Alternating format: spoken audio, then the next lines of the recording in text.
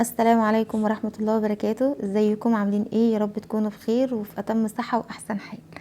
ان شاء الله النهاردة نعمل مع بعض السويس رول بأبسط طريقة، وتقدري تقومي تعمليها. يعني بصي، مش لازم تكون ايدك دايسة في الموضوع وان انت عايزة تعمليه وخايفة، اللي هو السهل الممتنع.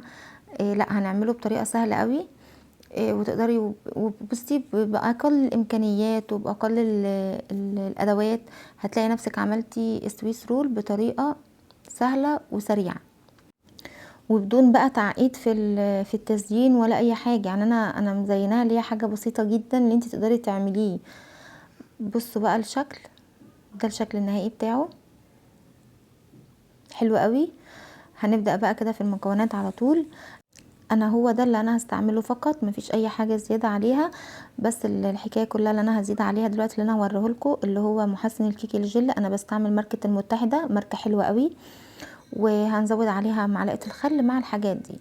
هنجيب بقى الحله بتاعه العجان او المضرب بتاعك او اي حاجه اللي انت تشتغلي فيه. انا معايا هنا 4 من البيض، 4 بيضات، ومعايا ذره من الفانيليا. انا بستعمل الفانيليا اللي هي البودر. ومعايا 125 جرام من السكر الحبيبات العادي، ما ب... مش اللي هي مش المطحون، 125 جرام من السكر الحبيبات. وهبدأ بقى انه انا بنخل الدقيق. هنا معايا 70 جرام من الدقيق، 70 جرام من الدقيق. لو انا هعمله صاج من الكيكة اللي هي البيضة بنستعمل 90 جرام، بس عشان هنا انا هستعمله بني انا مستعملة 70 جرام من الدقيق الابيض، ومعايا 20 جرام من الكاكاو، ومعايا 40 جرام من النشا، ومعايا معلقة صغيرة من البيكنج باودر. ودي كل المكونات الجافة انا حطيتها على بعض. ومعايا ذرة من الملح، يعني لا تقدر، ذرة بسيطة جدا. هقوم انا بقى بادئه في ضرب السكر، البيض والسكر مع الخل والحاجات اللي هي الجافه، اللي هي المكونات الجافه. انا قلبتها على بعض وهركنها وهسيبه بقى وهسيبه بقى هو ينضرب مع بعضه شويه كده. لحد ما اشرح لكم هنا بقى المعلومه دي. بصوا هنا، ده كان عندي برطمان من المحسن الكيك الجل، انا بس نسيت عليه بره شويه فعمل الطبقه البيضه دي. انا بس بوريكم عشان لو انتوا هتشتروه من بره ما تشتروهوش الا لو تكونوا متاكدين من دي. بصوا، ده المحسن الكيك العادي اللي هو في البرطمان الكبير ده اللي هو الحلو. لو انت جايباه من بره من عند اي عطار، رحت تشتريه من عنده قلت له انا عايزه محسن كيك جل واداهولك بالمنظر ده اللي هو عامل زي الفازلين كده، لا، ده ما تاخديهوش منه، ده كده اصلا فاسد، ملهوش اي 30 لازمه، ده كده بيترمي. تمام، انا ما بستعملهوش. بصوا بقى الفرق من اللون ده للون ده.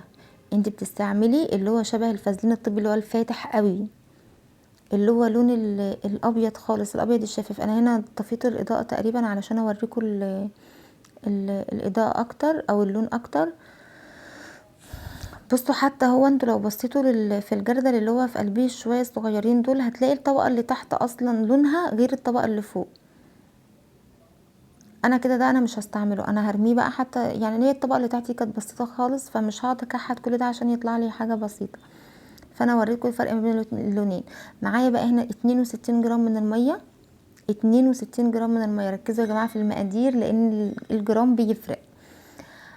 حطيت بقى الميه وهبدا انزل بالدقيق معلقه معلقه كده لحد ما كله بقى بيتكون في بعضه. كان ممكن اول ما بدأت ان انا احط كل المكونات على بعضها واسيبها تنضرب واحط معلقه المحسن الكيك الجل، دي طريقه. بس انا حطيت الحاجه وقلت اشرح لكم المحسن عبال ما هي تنضرب شويه. يعني وده برضو تمام. انت ممكن تستغني في الخطوه دي لو انت فضلت تضربيها لحد ما يكون فوم قوي، تضربي البيض والسكر لحد ما يكون فوم عالي قوي، تستغني بقى عن معلقه المحسن الكيك وكنت تشتغلي عادي. بس انا حطيتها برضو اللي هو عشان يحسن معايا القوام احسن. تمام. وممكن كنت تحطي المكونات كلها على بعضها وتضربي، هيديكي برضو النتيجة المظبوطة. بنفضل نضرب فيها مدة ما تقلش عن 7 دقايق. تمام. خلاص، وببدأ بقى من الجوانب كده، بفضل اقلب فيها عشان لو في اي حاجة برضو في اي جانب ما اتعملتش، ابقى انا ضامنة ان هي خلاص كلها اتعملت.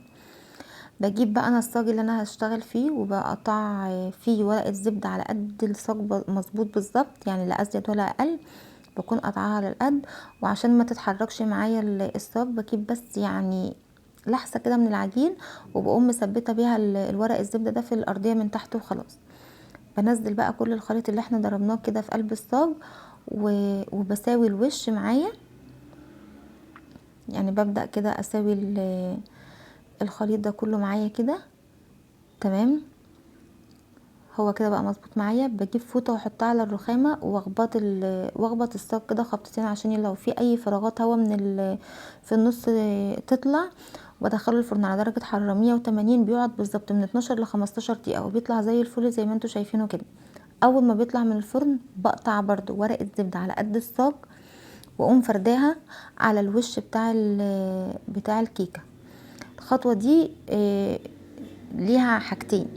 اولا بعملها علشان تشيلي وش الصاج بتاع الكيكه ده، انا مش عايزاه استغنى منه لانه بيكون فيه كل الزفاره بتاعه البيض. والحاجه التانية ان هو بيمسك لي الكيكه لما هاجي اقلبها دلوقتي. خلاص انا كده بحكمها. بجيب بقى عندي كرتونه من بتاعه النتيجه، او اي حاجه، حته خشبه، اي حاجه انت عاملاها، بقوم حطاها كده، وبقوم قلبها الصاج بقى عليها، وبقوم شايله الصاج كده، بيتشال معايا بكل سهوله. وابدا بقى اشيل الورقه. بصوا بشيلها بالراحه خالص، لان الكيكه لسه معايا سخنه.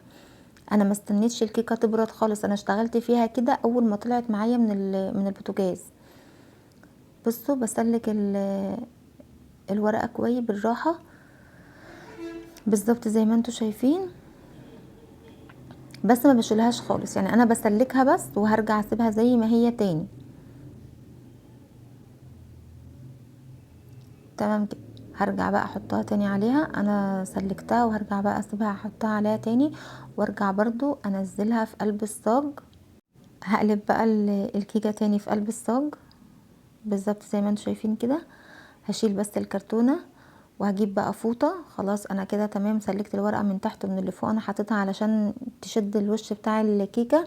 هغطيها بقى، وابدا في الخطوه بتاعه تجهيز الكريمه. انا هنا ما لفيتش السويس رول اول ما طلعته، لا لفيت ولا عملت اي حاجه، انا سايباه زي ما هو في قلب الصاج بتاعه. هنا بقى انا جبت كوبايه من الكريم شانتيه، او تقريبا كنا كوبايتين. كوبايه من الكريم شانتيه، عليها كوبايه من الميه المتلجه، حطيت معاها معلقتين من اللبن البودر، معلقه من السكر البودر. وهبدأ بقى ضرب بالمضرب. المدة برضو بتاعة ضرب الكريمة مدة ما بتقلش عن 5 ل7 دقايق. القوام بيتقل معاكي وبيرتفع كده، خلاص بيبقى مظبوط معاكي.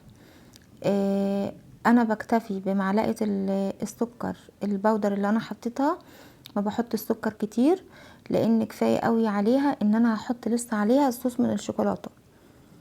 يعني انا بدل ما بحط كاكاو خام او اي حاجه وما بتدينيش برضو درجه اللون المطلوب اللي انا عايزاها، لا انا بفضل ان انا احط صوص شوكولاته زي ما انتوا شايفينه ده.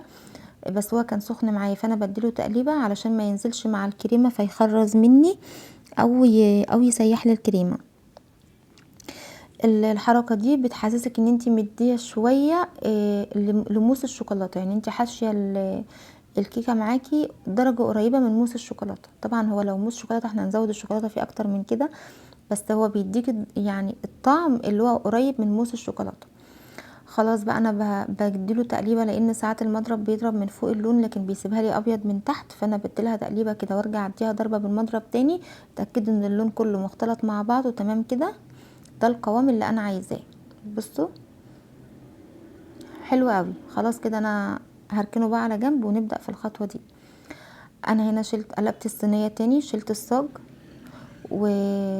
وشلت الورقه اللي انا عملتها، وهجيب بقى ورقه كبيره من ورقه الزبده اكبر من قيمه الكيكه زي ما انتوا شايفينها كده. وهبدأ بقى اجيب معايا حاجة اقلب عليها الكيكة، ورقة نتيجة برضو، كرتونة نتيجة تانية، وهبدأ بقى اقلب عليها كده الكيكة. هبدأ اسحبها من تحت، خلاص بقت الكيكة من الرخامة. انا شلت الكرتونة اللي عاملاها من تحت، وبظبط كده الكيكة، وهبدأ بقى اشيل. بصوا شالت لي كل الطبقة اللي انا مش عايزاها، اللي اولا فيها زفرة البيض، ثانيا هتعمل لي عازل ما بين الكريمة وما بين الكيكة والكريمة. يعني انا لو كنت سبتها هتعمل عازل ما بين الكيكه وما بين الكريمه نفسها، فيفضل ان احنا بنشيلها خالص، بنستغنى عنها.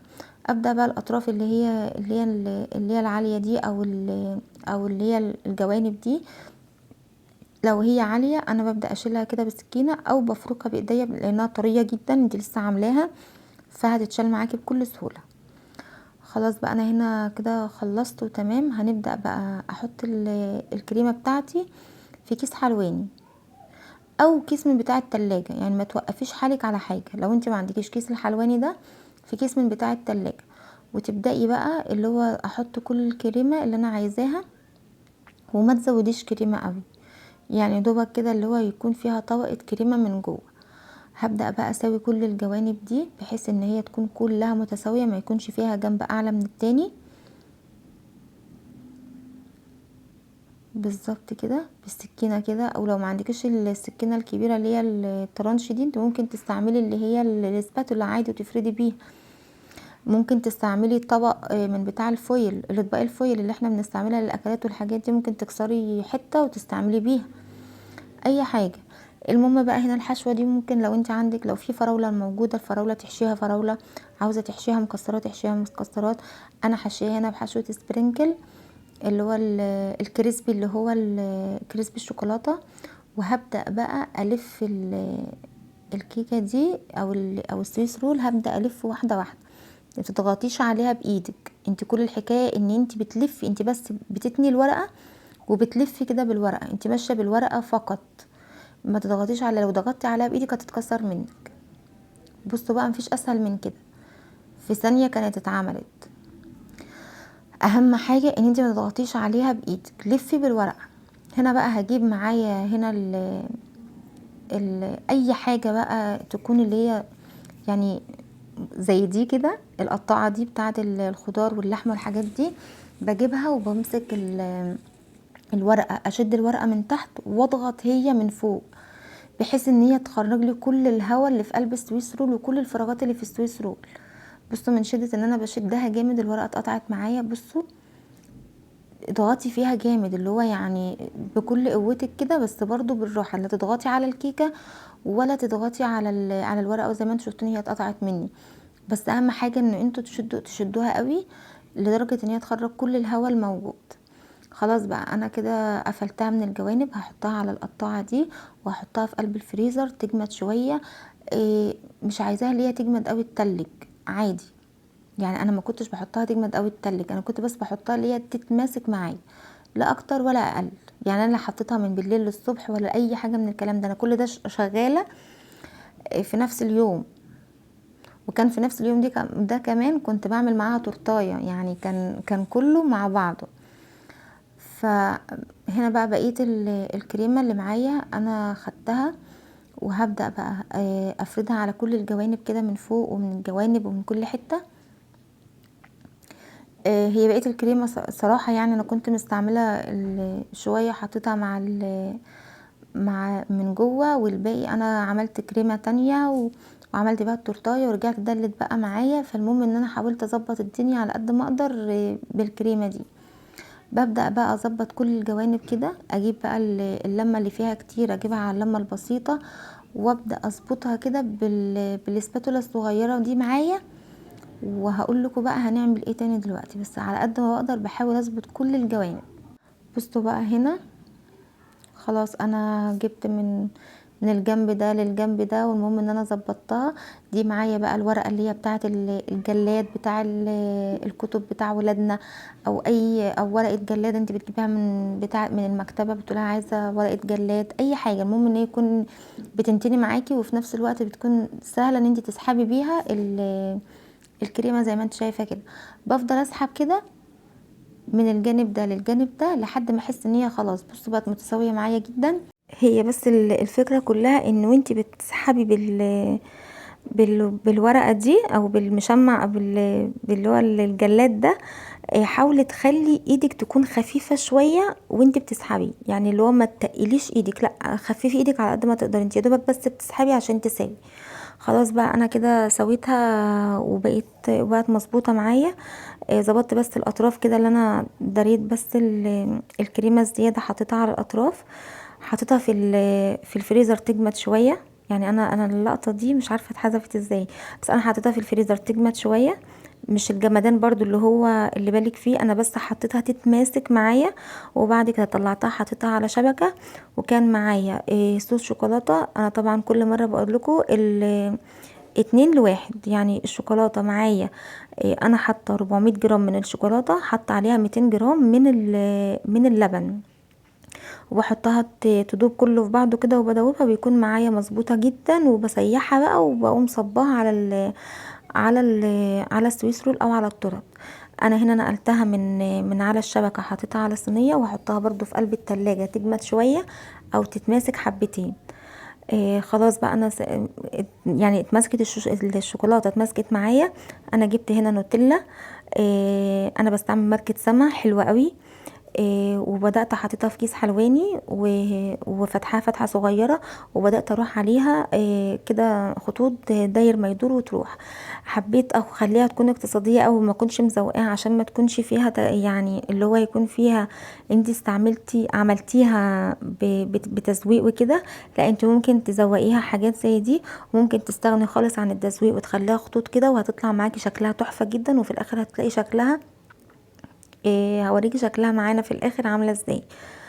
هبدا بقى اجيب ازازه او شفشق، احط فيه ميه مغليه، واحط في قلب الترانش او السكينه اللي انا هقطع بيها، لازم تكون سخنه، لازم تكون السكينه سخنه.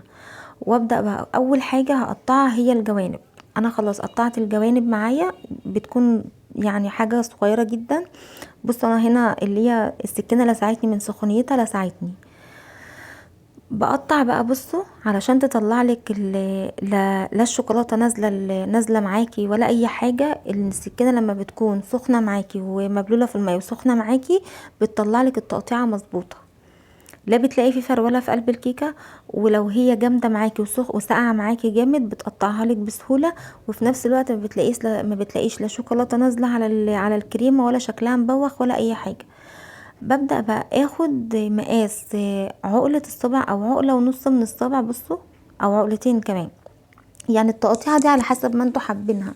لو حابينها تكون تخينة شوية، انا في الاول قبل التزويق ده اللي هو بالمربى الحليب، كنت بقطع يدوبك عقلتين 2 بالظبط، او اقل شوية من العقلتين.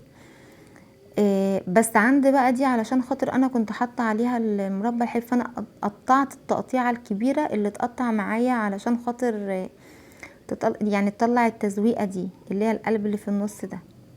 هوريها لكم دلوقتي. بصوا انا القطعه بقى قد ايه اكبر من اللي احنا قطعناها، انما لو كنت قطعتها بالسوا ده كان طبعا، او بالقطعه دي بالمقاس ده، كانت هتطلع لي قطع كتيره.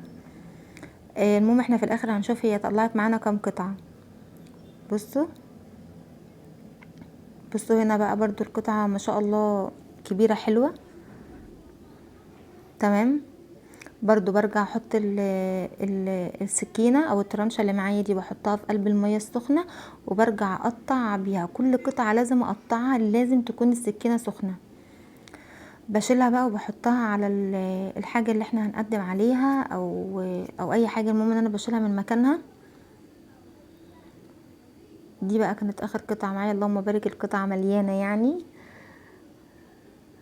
هوريكم انا بقى شكلها في الاخر. بصوا قطعت معانا 2 4 6 8، كان ممكن تقطع معايا 10 قطع او 12 قطعة كمان، وتعمل معاكي دستة جاتوه. لو انا مقطعاها اللي هي التقطيعه الرفيعه، انما انا مقطعه ما شاء الله اللهم بارك. المهم انا كان عندي هنا اللي هو البودر الذهبي، انا بدات احط منه كده على كل قطعه، يعني انطر نطره بس كده. واللي عليها مربى حليب، اللي عليها بقى مربى حليب انا بدات احط عليها كده بندقيه، واللي هي الساده اللي حطيت عليها البودر الذهبي حطيت عليها كده آه، عين جمل. وبكده بقى خلاص انا خلصت السويس رول بجد بطريقه بسرعه وسهل جدا وباقل الامكانيات والادوات. اتمنى يا رب ان انا اكون فدتكم، واتمنى ان تشتركوا في القناه وتفعلوا زر الجرس، ويا رب اكون بفيدكم. والسلام عليكم ورحمه الله وبركاته.